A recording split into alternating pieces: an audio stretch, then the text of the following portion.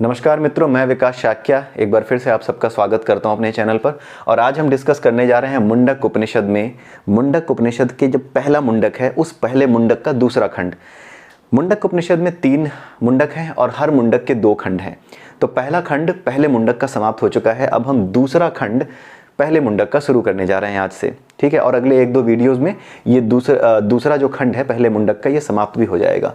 तो ये जो मुंडक है पहला मुंडक है, इसका जो दूसरा खंड है, इसमें यह बताया जा रहा है कि जो मंत्र हमारे वेदों में दिए गए हैं उनका उद्देश्य क्या है, क्यों उन मंत्रों का इस्तेमाल किया जाता है और यज्ञ का अर्थ क्या है, क्यों यज्ञ करना चाहिए, यज्ञ करना क्यों आवश्यक था, क्यों आवश्यक है, ठीक है। और भगवद गीता में भी हमने इस चीज़ को डिस्कस किया है चैप्टर नंबर 3 में। आप उसको एक बार फिर से जा करके हमारे चैनल पर अगर आप चाहें तो चैप्टर नंबर 3 की जो भगवद गीता की प्लेलिस्ट है उसे ज़रूर देख सकते हैं, ठीक है। वहाँ पर भगवान कृष्ण ने एक श्लोक जो दिया है भगवद गीता में चैप्टर 3 में, उसमें ये बात कही है कि जो लोग यज्ञों के वास्तविक अर्थ को नहीं समझते, जो लोग वेदों की भाषा से, अलंकारिक भाषा से मोहित हो जाते हैं, वो ये नहीं समझ पाते कि यज्ञ वास्तव में होता क्या है और यज्ञ वास्तव में किए क्यों जाते हैं और मंत्र जो बताए गए हैं वो किस लिए हैं। वो उन मंत्रों से मोहित हो जाते हैं कि इन मंत्रों से किसी अभीष्ट सिद्धि की प्राप्ति होगी, उससे वो मोहित हो जाते हैं, ठीक है। तो उन मंत्रों को जपने का एक नियम है, उन मंत्रों के बीच में आहुतियाँ डालने का एक नियम है, उन नियमों की व्याख्या क्यों की गई है हमारे वेदों में, उन नियमों को इतना मजबूत क्यों बनाया गया है, मजबूत यानी कि इतना स्ट्रिक्ट है कि जरा सी भी गलती स्वीकार्य नहीं है, ऐसा क्यों है। तो इसका एक उदाहरण हमने पिछले वीडियो में भी दिया था कि जैसे आप एसिड को डाइल्यूट करते हैं, ठीक है। आपके पास सल्फ्यूरिक एसिड है, कोई कह दे कि इसको डाइल्यूट करना है, तो आप सल्फ्यूरिक एसिड में पानी मिलाओगे या पानी में सल्फ्यूरिक एसिड मिलाओगे। कहने को तो पानी मिला करके सल्फ्यूरिक एसिड को डाइल्यूट किया जा रहा है, पानी डाल करके सल्फ्यूरिक एसिड को डाइल्यूट ही करना है, लेकिन उसकी जो विधि है वो विधि कौन सी होगी। अगर आप सल्फ्यूरिक एसिड में पानी मिला दोगे तो विस्फोट हो जाएगा। कॉन्सेंट्रेटेड सल्फ्यूरिक एसिड हो, उसमें आप पानी डाल दोगे तो विस्फोट हो जाएगा, क्योंकि बहुत ही तेज़ी से रिएक्शन शुरू हो जाएंगे एटम्स के बीच में, और वो रिएक्शन इतनी तेज होंगे कि विस्फोट के रूप में सामने आ जाएंगे, ठीक है। तो कर तो वही रहे हैं, प्राप्त क्या करना चाह रहे हैं, डाइल्यूट सल्फ्यूरिक एसिड, लेकिन हो क्या गया, विधि क्या हो गई, हमने सल्फ्यूरिक एसिड में पानी मिला दिया तो गड़बड़ हो गई। अगर हम पानी में सल्फ्यूरिक एसिड मिलाएंगे तो विस्फोट नहीं होगा और डाइल्यूट सल्फ्यूरिक एसिड मिल भी जाएगा। तो ये क्या है, ये विधि हो गई कि किस तरीके से सल्फ्यूरिक एसिड को डाइल्यूट करना है। उसी तरह से इस संसार में अपरालोक में जब हम आते हैं तो तरह तरह के कर्म हमें करने होते हैं। उन कर्मों से तरह तरह की चीज़ें हम प्राप्त करना चाहते हैं, बहुत सी अभीष्ट सिद्धियां हम प्राप्त करना चाहते हैं। किसी को अच्छा घर चाहिए, किसी को सुंदर पत्नी चाहिए, किसी को जो है अपने बच्चे का वीज़ा लगवाना है, किसी को बड़ा घर चाहिए, किसी को राजनीतिक सत्ता चाहिए, किसी को राजा बनना है तो किसी को बहुत बड़ा व्यापारी बनना है, किसी को लड़का चाहिए उसके लिए यज्ञ कर रहा है, किसी को लड़की नहीं चाहिए उसके लिए यज्ञ कर रहा है। तो ये सारी जो भावनाएं हैं, ये सारे जो कर्म हैं, ये सारे के सारे कर्म प्रकृति के तत्वों के द्वारा ही नियंत्रित होते हैं। हम जितने भी कर्म करते हैं, कोई भी अभीष्ट कर्म करते हैं, उसके लिए जिन साधनों की आवश्यकता होती है वो उपलब्ध कौन कराता है, ये प्रकृति ही तो उन साधनों को उपलब्ध कराती है। अपने आप से तो हम प्रकट करते नहीं, इन्हीं उपलब्ध साधनों के माध्यम से हम कर्म करते हैं। और कर्म करते समय इन उपलब्ध साधनों का जब हम इस्तेमाल करते हैं तो प्रकृति के तत्वों के अधीन ही ये तत्व हैं, प्रकृति के तत्वों के अधीन ही ये पदार्थ हैं, जितने पदार्थों का इस्तेमाल करके हम अपने कर्म करते हैं, जिन्हें पाने के लिए कर्म करते हैं, जिन्हें प्राप्त करने के लिए जो कर्म करते हैं, वो सारे तत्व इसी प्रकृति में विद्यमान हैं, इससे बाहर से कहीं नहीं आए हैं, ठीक है। तो इसीलिए इनको कुछ लोग क्या करते हैं, अपनी अभीष्ट सिद्धि प्राप्त करने के लिए इन पे तरह तरह के मंत्रों का इस्तेमाल करके इनको एक्टिवेट करते हैं। ठीक वैसे ही जैसे आप सल्फ्यूरिक एसिड में पानी मिला करके या पानी में सल्फ्यूरिक एसिड मिला करके डाइल्यूट सल्फ्यूरिक एसिड प्राप्त करने की कोशिश कर रहे थे, यही काम मंत्रों के द्वारा दैवीय तत्वों के लिए किया जाता है। जो देवी देवता हैं हमारे वेदों में, ऋग्वेद में बहुत से मंत्र हैं, इंद्र के लिए मंत्र हैं, वरुण के लिए मंत्र हैं, आपके उनके लिए जो वायुदेव हैं उनके लिए मंत्र हैं, अग्नि के लिए मंत्र हैं, हर तरह के तत्व के लिए, हर तरह के देवता के लिए। जिसको आप देवता कहते हैं ना, वो कुछ और नहीं है, वो तत्वों का ही विशाल रूप है।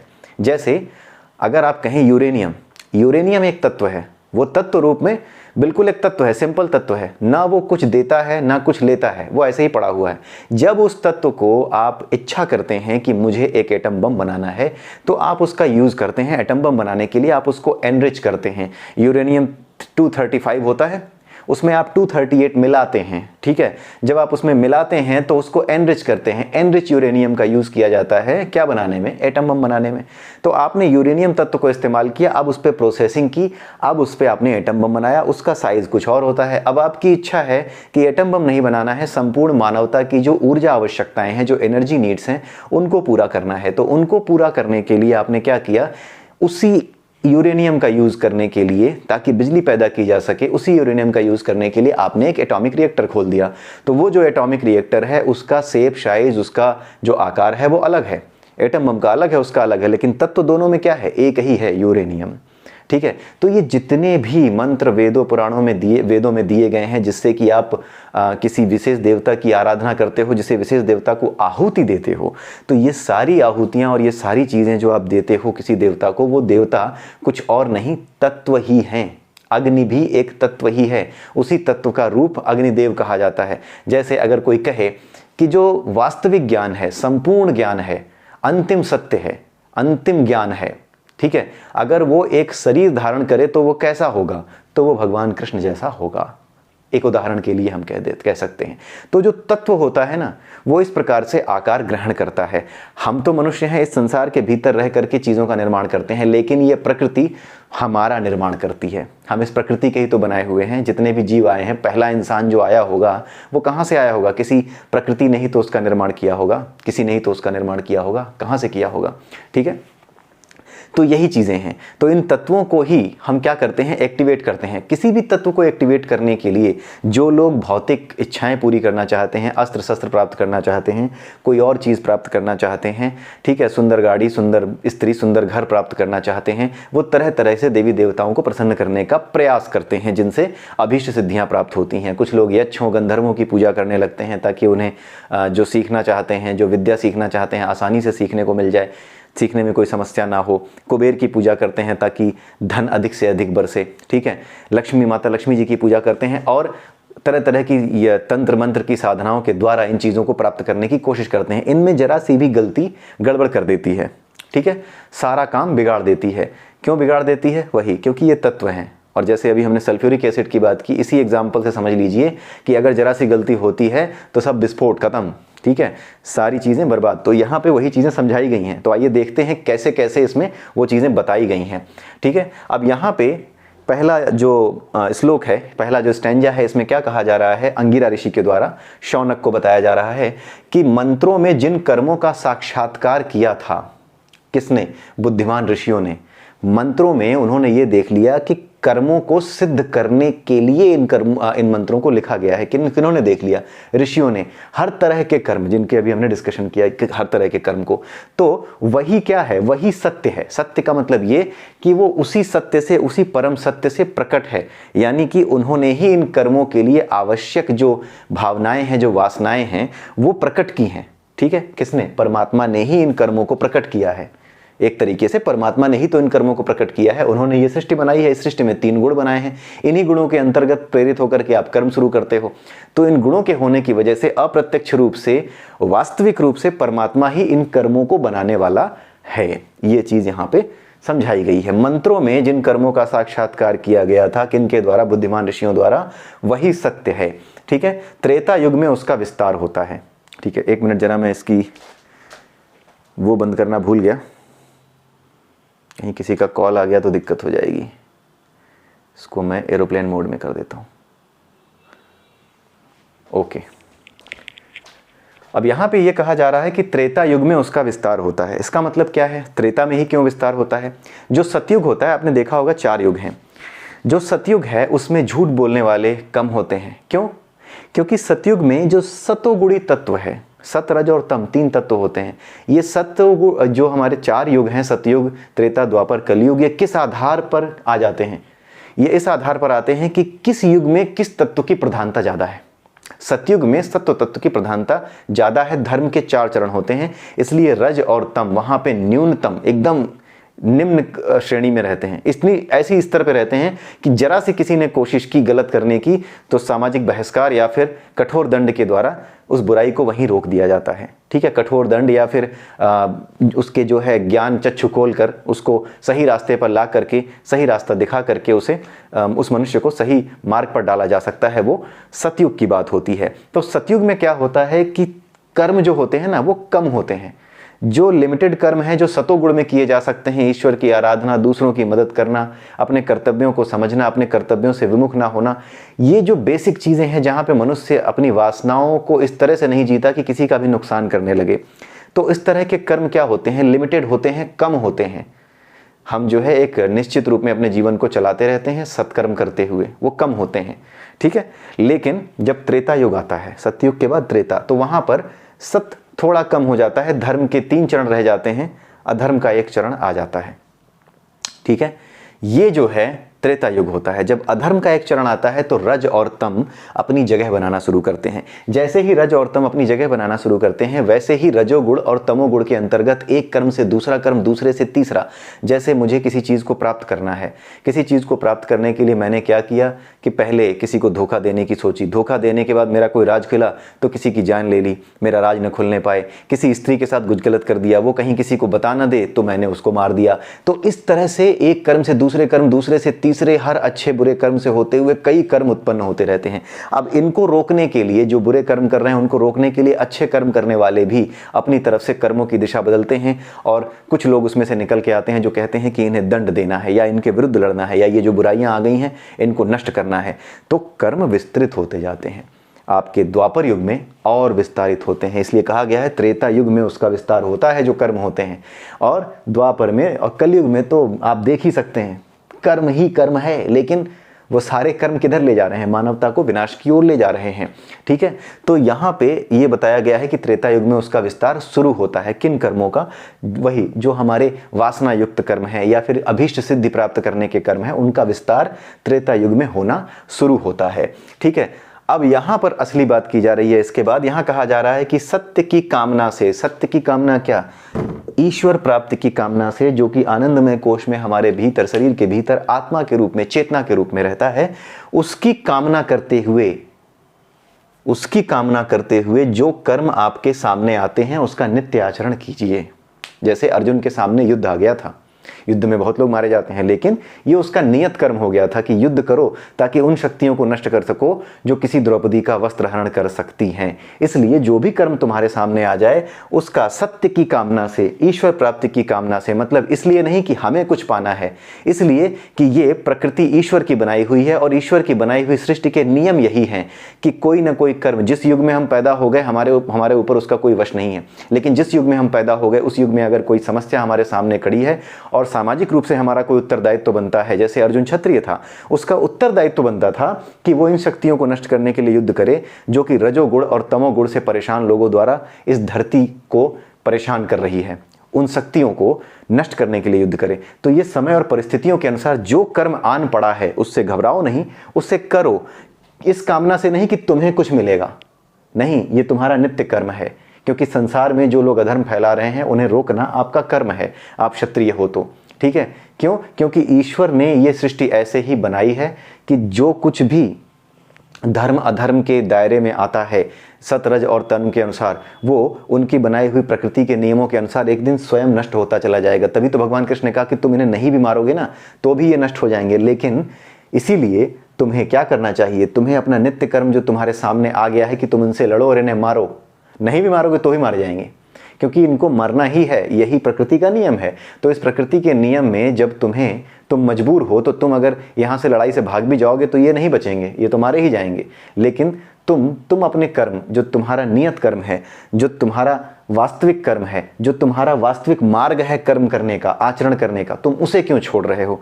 वो सही नहीं है। यही चीज़ यहाँ पे दोबारा हमें देखने को मिल रही है कि सत्य की कामना से, यानी ईश्वर की प्रेरणा से, ईश्वर के लिए उसका नित्य आचरण करो जो भी तुम्हारे सामने आ जाए। ठीक है, हमारे इस संसार में बहुत से कर्म होते हैं। एक कर्म ऐसा भी होता है सुबह उठ के ब्रश करना, मलमूत्र का त्याग करना। तो ये सारे कर्म हम चाहे ना चाहे हमें करने पड़ते हैं, क्योंकि ये हमारी इंद्रियों की प्रवृत्ति से जनित हैं, हमारे शरीर की प्रवृत्ति से जनित कर्म है, इसलिए इनसे हम बच नहीं सकते। ठीक उसी प्रकार से यहाँ पर यह कहा जा रहा है कि उसी परमात्मा की कामना से जो भी कर्म तुम्हारे सामने सामाजिक परिस्थितियों की वजह से या किसी भी वजह से आ पड़े और तुम जिस रोल में भी हो उस रोल में अपने उस ड्यूटी को, अपने उस कर्म को पूरा करो, उसका आचरण करो, सत्य की कामना से, किसी और कामना से नहीं। अब जैसे अर्जुन ने क्या किया था, भगवान शिव से, अगर महाभारत में आपने देखा होगा, भगवान शिव से उसने पाशुपतास्त्र लिया था।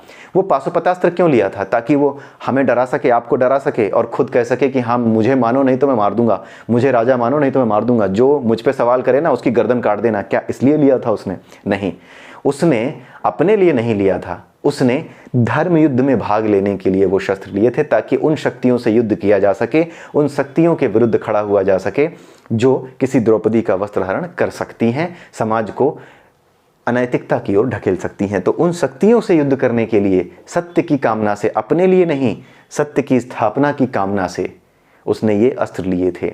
ठीक है, तो आप चाहे अस्त्र लें, किसके लिए? अपने लिए या किसी और के लिए? उसको प्राप्त करने की जो विधियां हैं, जो देवी देवताओं की आराधना है, वो बड़े ध्यान से और बड़े उससे करनी पड़ती है। इसमें गलती होने के चांसेस रहते हैं। ठीक है, आगे चल के इसके बारे में बताया जाएगा कि ये किस भावना के साथ करनी चाहिए, ये सारे यज्ञ और ये सारे मंत्र उच्चार किस भावना से करने चाहिए। सारा रिलेशन केवल भावना से है। भावना अगर आपकी ऐसी है कि मेरे लिए, मेरा मेरा सब मेरा, तो आप बड़ी मुसीबत में फंसोगे।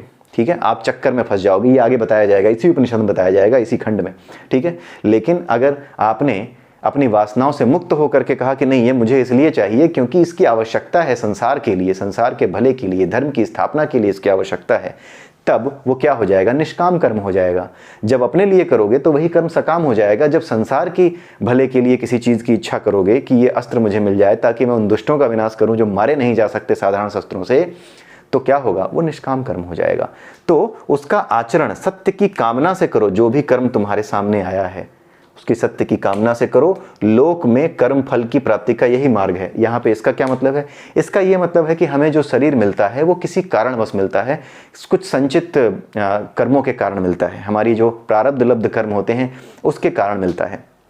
ठीक है, तो जब तक इस शरीर में उन कर्मों को हम काट नहीं लेते, यानी जिसकी वजह से ये मिला है, उन वासनाओं से जब तक अपने आप को विहीन नहीं कर लेते, उनसे अपने आप को दूर नहीं कर लेते, तब तक ये शरीर मिलता रहेगा और इसी वजह से मिला है। और इस तरह का आचरण करने पर, यानी सत्य की कामना से सामने आने वाले कोई भी कर्म जो आपके सामने आते हैं उनको जब आप करते जाओगे बिना वासना में घुसे कि मेरे मेरे लिए नहीं, संसार के भले के लिए, त्याग की भावना के साथ जब आप कर्म करते जाओगे, तो यही वास्तविक रूप से कर्म फल की प्राप्ति का मार्ग है। और सत्य की कामना यही है कि आप उन कर्मों को करो जो आपके सामने आन पड़े हैं, स्वाभाविक रूप से आपकी प्रवृत्ति के अनुसार आपके कर्तव्यों में वो शामिल होते हैं, उनको अवश्य करें। ठीक है, यही बात यहाँ पे समझाई गई है और यही कहा गया है कि लोक में यानी संसार में यही कर्म फल प्राप्ति का मार्ग है।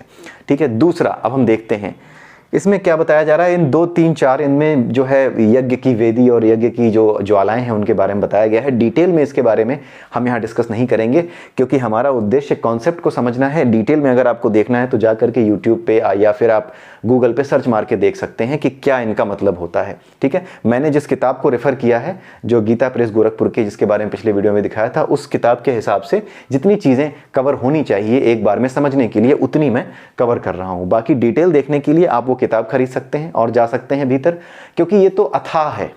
इसका कोई जो एक्सप्लेनेशन है, ये जितनी करते जाइए उतना आनंद आएगा और समाप्त भी नहीं होगा।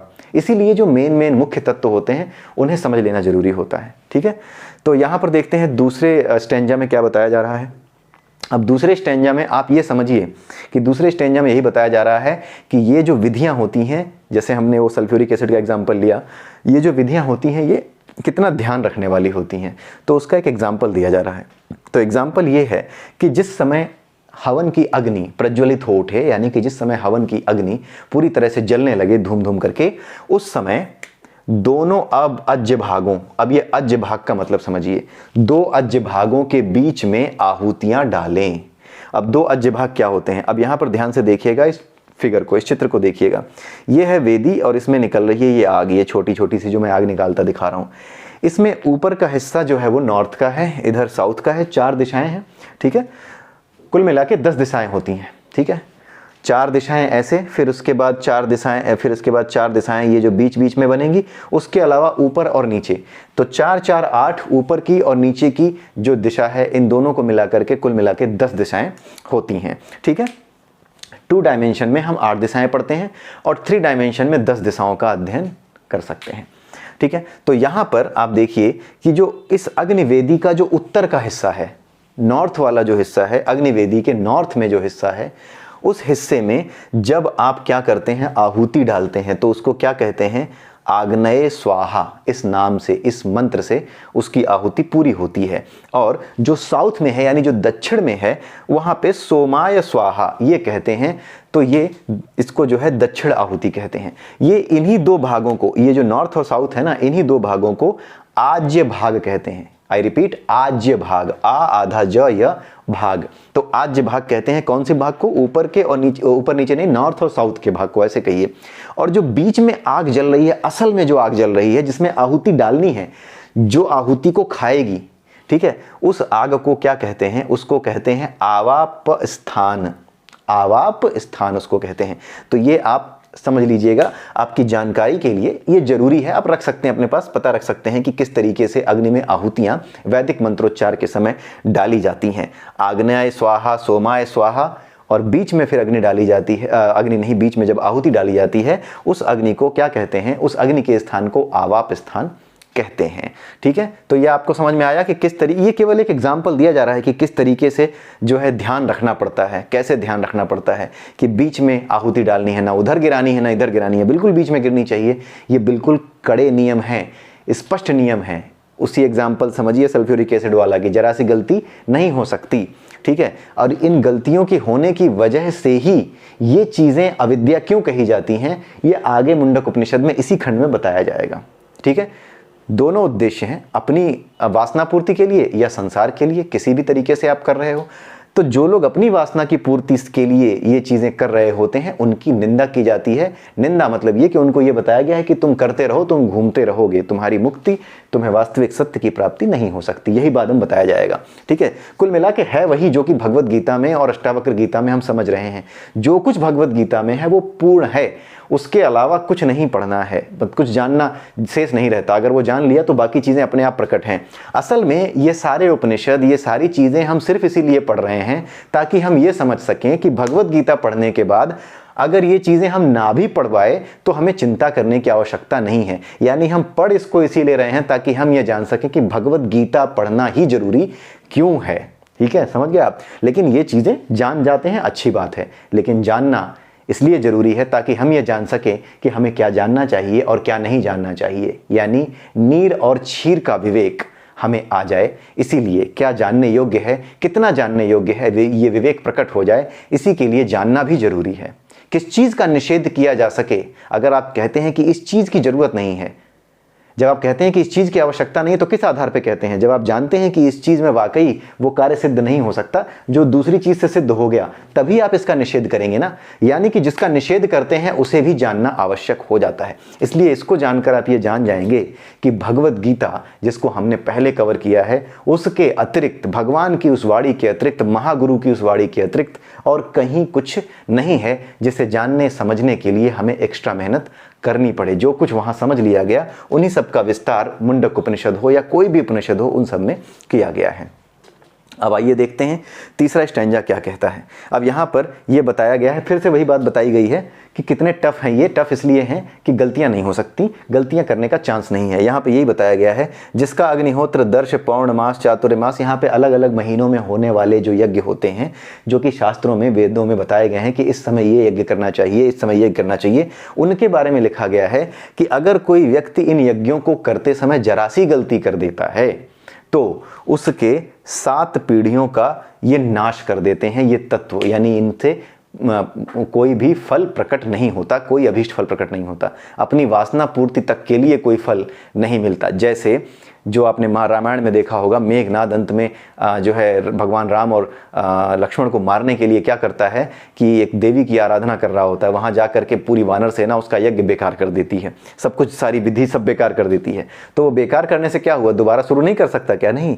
इसी वजह से क्योंकि जैसे हमने वही सल्फ्यूरिक एसिड और पानी का एग्जांपल ध्यान में रखिए कि पानी में सल्फ्यूरिक एसिड मिलाना है, सल्फ्यूरिक एसिड में पानी नहीं मिलाना है, नहीं ब्लास्ट हो जाएगा। तो वही समझिए कि यहाँ ब्लास्ट होने की बात की जा रही है कि अगर गलती कर दी तो ब्लास्ट हो जाएगा। तो यहाँ पर इसलिए नहीं बताया जा रहा है आपको कि हाँ बड़े ध्यान से करना है, इसलिए बताया जा रहा है कि देखो ये चीज़ें इतनी मुश्किल हैं और ये मुश्किल होने के बावजूद भी अविद्या में गिनी जाती हैं। क्यों? क्योंकि वास्तविक रूप में परमात्मा की प्राप्ति का साधन नहीं है, ये इस संसार में कर्म की सिद्धि का मार्ग है। निष्काम कर्म करने के जो साधन हैं वो हैं, सकाम कर्म करने के जो साधन हो सकते हैं वो हैं। तो ये इस संसार में सकाम और निष्काम कर्म करने के साधन हैं, और कर्म तो स्वयं साधन है ईश्वर प्राप्ति का। कर्म योग स्वयं साधन है ईश्वर प्राप्ति का। उस कर्म के लिए भी जो साधन है वो ये हैं, मतलब ये तो और भी नीचे के साधन हुए, उसके ऊपर कर्म योग है, उसके ऊपर कर्म योग का मार्ग जो है वो ईश्वर की ओर जाता है। 4 मार्ग बताए हैं ना, कर्म योग, भक्ति योग, ज्ञान योग, ध्यान योग। ये योग से नीचे की बात है, इस योग से भी नीचे की बात है। योग से तो हम परमात्मा तक पहुंचने का मार्ग बनाते हैं, लेकिन इस कर्म तक सही से कर्म करने का जो मार्ग बनाने की बात है उनमें ये चीजें आती हैं। तो आप सोचिए कि ये तो परमात्मा से एक नीचे स्तर, नीचे जो कर्म है परमात्मा के द्वारा प्रकट हुए, उससे भी नीचे की स्थिति है जिस पर चल करके आप कर्मों को सही से कर पाते हैं, अपने कर्म सही से कर पाते हैं। अब आप समझ गए कि क्या मतलब है। तो इसीलिए इसको अविद्या कहा गया है, क्योंकि ये ईश्वर प्राप्ति यानी मोक्ष यानी इस अपनी वासनाओं से मुक्ति का मार्ग नहीं है। इसीलिए कहा जाता है सा विद्या या विमुक्त है, सा विद्या या विमुक्त है, यानी कि विद्या वो है जो मुक्ति प्रदान करे। और ये विद्या क्या कर रही है? ये कर्म करने के लिए आपको तैयार कर रही है कि कर्म किस तरह से किए जाते हैं, क्या सावधानियां बरती जाती हैं, कौन सा कर्म, कौन से अभीष्ट कर्म की सिद्धि के लिए आपको किस तरीके से चीज़ें करनी पड़ेंगी। निष्काम कर्म और सकाम कर्म करने के लिए क्या इन विधियों का फॉलो करना होगा। ये चीज़ें भी हमने भगवद गीता में समझी और यहाँ भी समझेंगे। जैसे अर्जुन को भगवान कृष्ण ने महाभारत के युद्ध से पहले कहा कि जा करके माता दुर्गा की आराधना करो ताकि दुर्गा कवच तुम्हें मिल जाए, तुम्हें दुर्गा कवच पहनाना जरूरी है, ठीक है, क्योंकि उधर से कर्ण लड़ रहा है, उसको हरा नहीं सकता कोई। इस वजह से दुर्गा कवच पहनाया था भगवान कृष्ण ने अर्जुन को।